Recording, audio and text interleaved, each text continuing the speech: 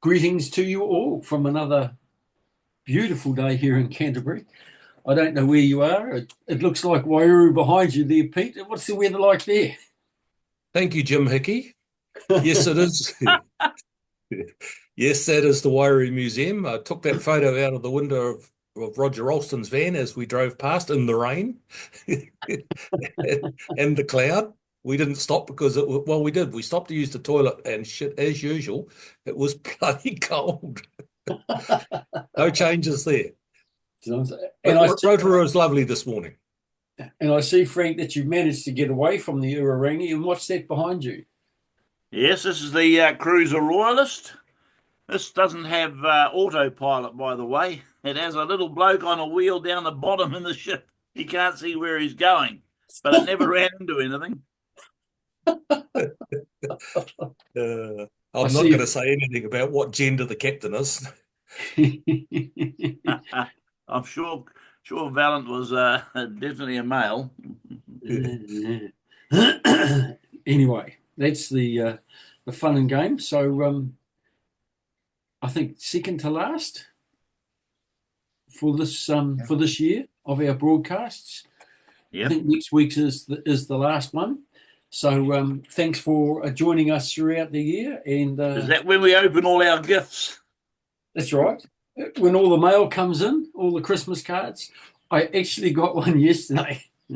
So I've been part of a study, a health and well-being study run by Auckland University since earthquake time, I think.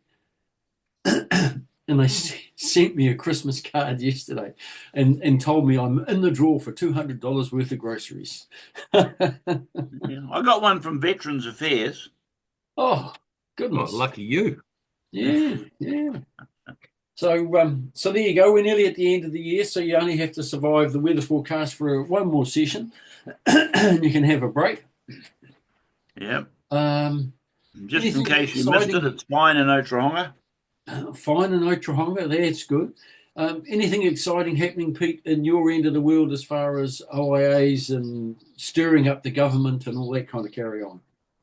It's still very, very quiet. I Mm. haven't seen anything in the news about whether the civilians have gone back to work or not, or they're still on Okay. their work to rule. I don't know whether that's had an impact, but something seems to have ground to a halt. Seriously, Yeah, 'cause I've had uh, no further replies, no. Okay. All right. So and that's the I health would department. I would doubt if we see anything this side of Christmas. So Mm. Yep. maybe we'll get some news in the New Year's honours. Perhaps we should send them a wish them a very Merry Christmas. Oh, we're cheeky this morning. Santa hats next week, team. Santa hats and beards. Oh, you're okay for a beard there, Frank. Yeah. I'll just find my hat.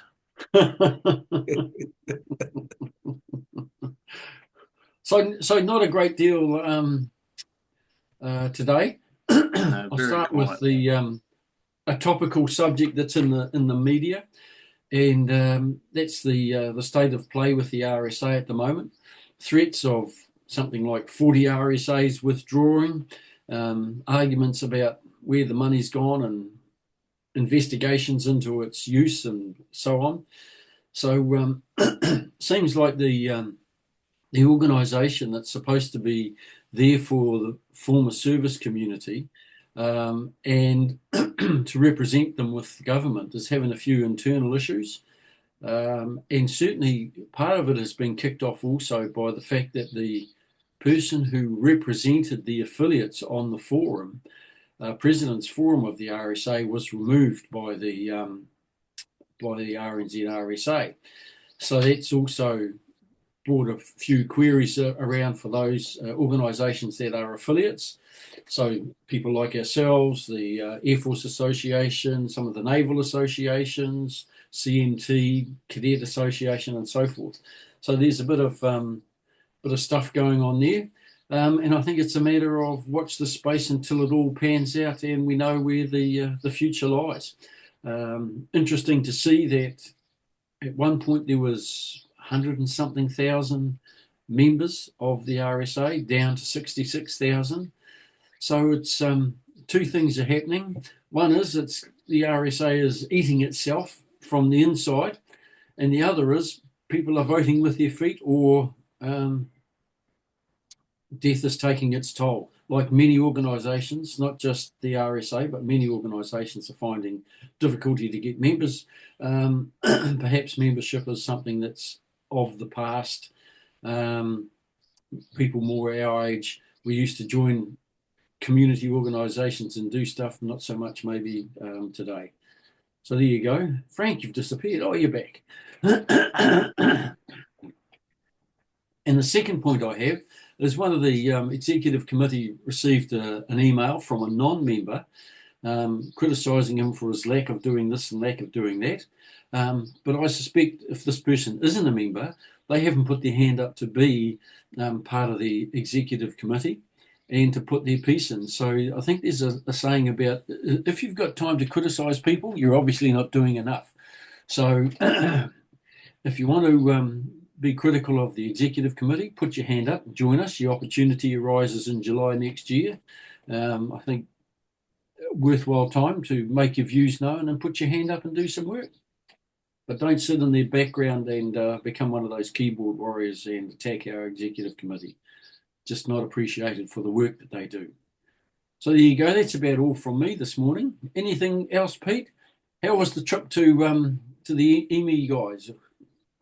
Yeah, it was lovely. It was a great weekend, and I think we're all fully recovered now. Us old timers take a bit longer to get over these things.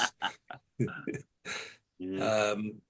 The planning has already started for next year because we've just been told last night that next year is 30 years since they amalgamated the corps, EME, Ordnance and Corps of Transport, Right. to form the Army Logistics Regiment, because it was actually I thought it was 1996. I wonder if they've got that right. Maybe. Anyway, who knows? But anyway, they're planning a reunion in Trentham, perhaps. Oh, okay. Yeah. Oh, well, it's a bit of watch this space. Yeah. And I see, speaking of reunions, was it Tamatua Vera was making mention of Anzac 2026 in Rarotonga. So keep your eyes open for that one. We'll see what happens. We'll keep a watch on that. Yeah, that's about it. The year is winding down. The government's not upsetting anybody. It's just the RSA eating itself from the inside out, which is not unusual. So, Frank, last post, crossing the bar. Right, well, we've got a few this week. NZ18112, Pell, Ray, Radio Electrical Mechanical Engineer, Royal New Zealand Navy, joined 1 bar 64, crossed the bar on the 5th of December 2024 in Hervey Bay, Australia. No other details are available. 974577, Mackenzie Russell Ian, commonly known as Mac, was a leading cook. Crossed the bar on the 25th of October 2024 in Bribie Island, Australia. 710334, Marn Brian Neal, compulsory military training, Royal New Zealand Navy, crossed the bar 5th of December 2024. 21692, Moses Ted, able seaman weapons, ship's diver, joined in January 75, crossed the bar 6th of December 2024. The funeral was held on Tuesday. NZV 713282, Buckley Robert John, known as Bob RNZNVR, crossed the bar 7th of December 2024. And I have no service number for the next one, unfortunately. Naira Leonard, known as Bush, crossed the bar on the 10th of December 2024. No further details are available. Please accept our condolences to the families and friends of those sailors. Thank you, Frank. And I have just a couple.